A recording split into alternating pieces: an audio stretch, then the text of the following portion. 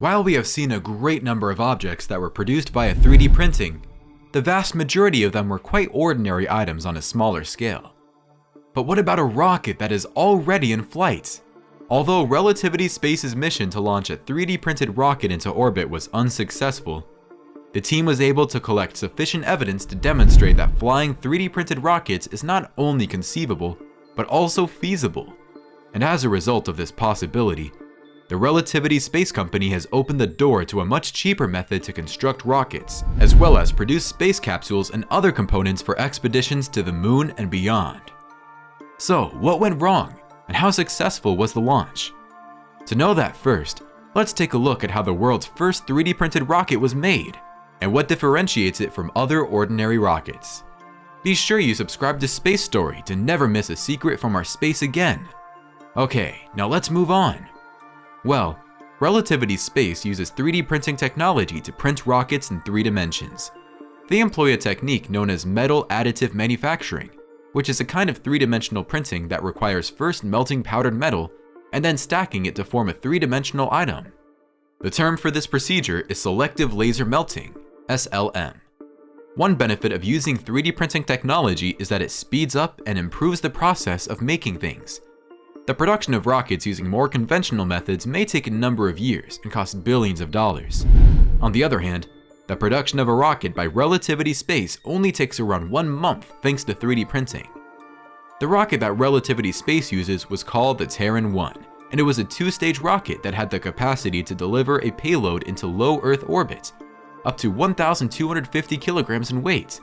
And as discussed before, the rocket was 3D printed using a unique metal alloy that had been engineered to endure the harsh conditions that were experienced during spaceflight. 9 Aeon 1 engines that were 3D printed propelled the Terran 1 rocket. These engines get their power from liquid methane and liquid oxygen, and they are built to be used more than once. This enables Relativity Space to retrieve the engines after the completion of each mission and repurpose them for use in future missions. So all they're going to do is melt them and then stack them again into some fresh parts using 3D technology. And now, Relativity Space was finally able to achieve its first major victory by testing a full-fledged 3D rocket. Even though the world's first rocket made with 3D printing did not finish its first trip when it was launched for the first time, it did reach a number of important milestones. On March 23rd at 8:25 p.m. Eastern Standard Time, EST, the Terran 1 rocket took off from Launch Complex 16 at the Cape Canaveral Space Force Station in Florida to begin a test mission that was given the name Good Luck, Have Fun, GLHF. The first performance of Terran 1 was satisfactory. For instance, it was able to endure Max Q, the portion of flight during which a rocket experiences the maximum structural stresses, and both its first and second stages were able to effectively separate from one another. In fact, the first part of the Terran 1's first flight on Wednesday night seemed to go as planned. No problems were reported until almost 3 minutes after liftoff, when the second stage was supposed to start up.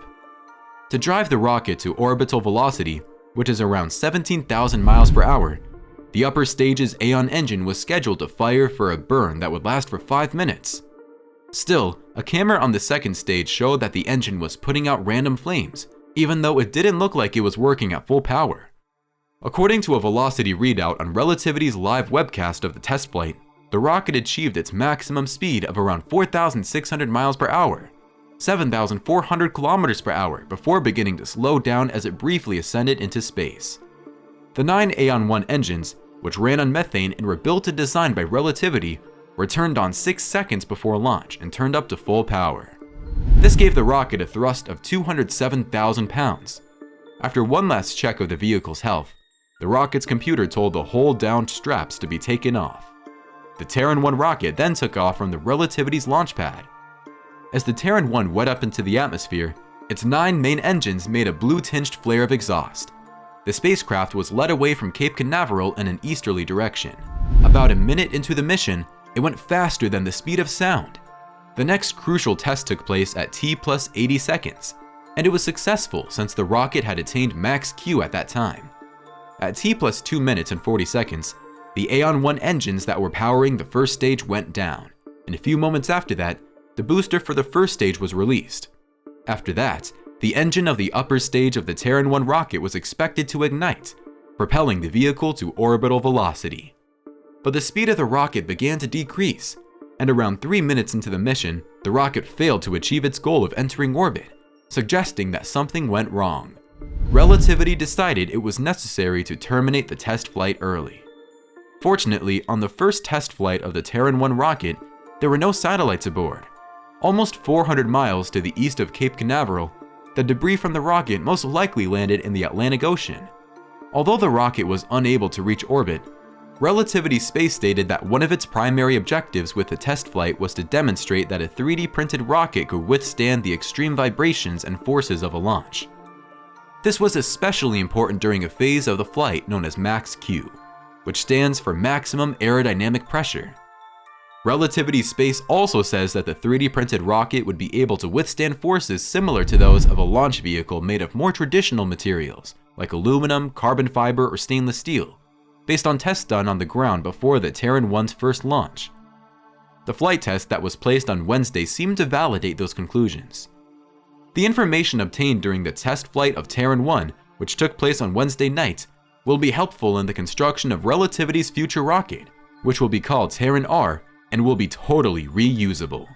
In fact, Relativity began development of a larger, fully reusable rocket before the first Terran 1 had even left the launch pad. This rocket, which the company claims will become a point-to-point space freighter capable of missions between the Earth, Moon, and Mars, is known as the Terran R. Even though the Terran R rocket was supposed to do big things, the first test flight of the relatively small Terran 1 rocket was a big deal for Relativity Space. In addition, the Terran 1 launch and reaching orbit on the first attempt did not define success for the company. On the day of launch, there were a variety of different things that took place, each of which was seen as a huge success. In fact, the fact that a 3D printed rocket was able to make it through Max-Q on the first Terran 1 launch demonstrated not only to the team, but also to the rest of the world that such challenging launch conditions can be overcome by a rocket that can be built in only a month's time.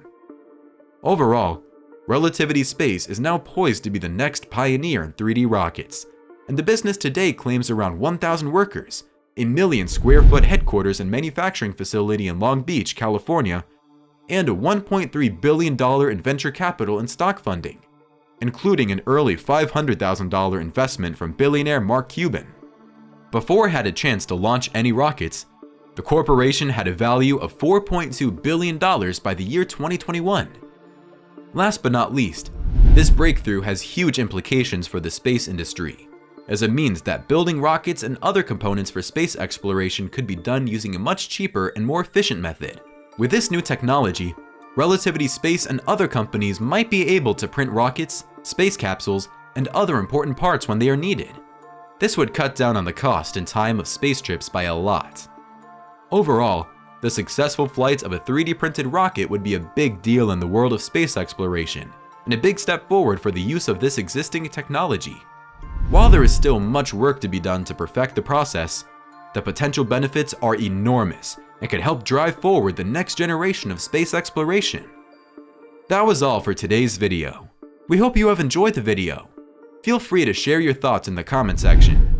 Moreover, if you are new and haven't subscribed to the channel yet, remember to subscribe and hit the bell icon so you won't miss any useful and informative daily videos. Thank you for watching, and we'll meet again in space.